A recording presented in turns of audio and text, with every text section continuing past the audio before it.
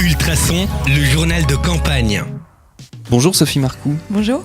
Vous êtes tête de liste plus à Braine-l'Alleud, une liste qui avait fait 54,39% en 2012 lors des dernières élections avec la liste du bourgmestre. Vous êtes commissaire d'acquisition immobilière, vous avez 46 ans, vous vivez avec votre amoureux et 3 enfants et votre passion dans la vie c'est la permaculture. Oui. C'est tout à fait ça. Alors on va commencer tout de suite avec cette première question. Vous sortez donc de 6 ans de majorité avec le MR qui est la liste du bourgmestre à Braine-l'Alleud. Vous êtes contente du bilan de cette législature ? Oui, en gros, oui. Je suis pas mécontente. On a fait quand même du bon boulot.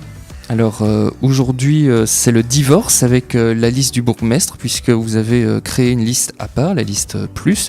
Est-ce que l'alliance est vraiment rompue à Braine-l'Alleud ? On peut pas vraiment parler de divorce, ou certains parlaient de mésentente irréversible. Non, en fait, les socialistes avaient vraiment besoin de se recentrer sur leurs valeurs et sur le type de projet qu'ils voulaient pour Braine-l'Alleud.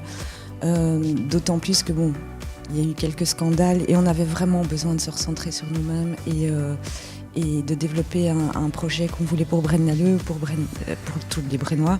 Et puis on a lancé cette grande concertation au sein de la population et des gens sont venus à nous.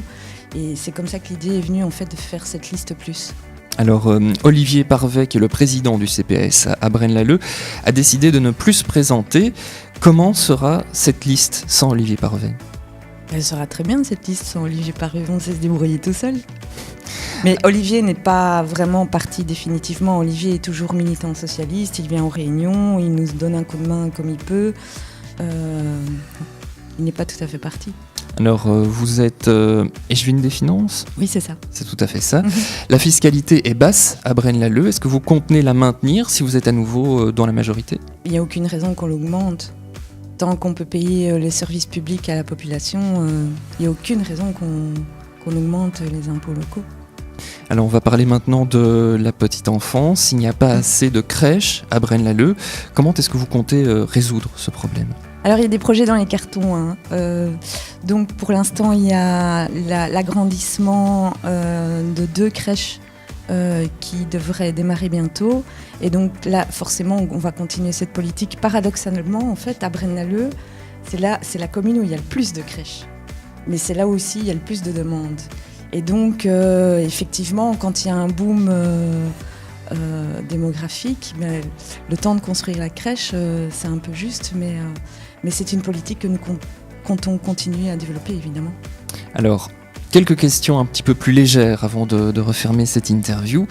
Si vous étiez une association à Braine... Ah là, ça c'est vache parce qu'il y a 300 associations connues à Braine-l'Alleud, que la commune connaît. Et donc, si j'en choisis une, ça va être un peu... les 299 autres ne vont pas être contentes. Alors, j'ai plutôt parlé d'une association dont j'ai assuré la trésorerie pendant plusieurs années, et qui est l'association de la Maison du Peuple. Voilà. Si vous étiez un club de sport ? Même topo, hein. Je vais les avoir tous sur le dos. Je dirais plutôt le club d'escrime.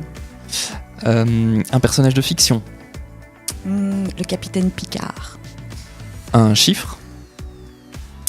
Le 5. Un objet du quotidien ? Une chaussure. Et un animal ? Alors là, en ce moment, j'aimerais bien être une marmotte. Et avant de se quitter, quel serait votre dernier message que vous souhaiteriez adresser aux Brainois ? Je veux plus pour Braine-l'Alleud. Très bien, merci Sophie Marcoux pour plus Braine-l'Alleud.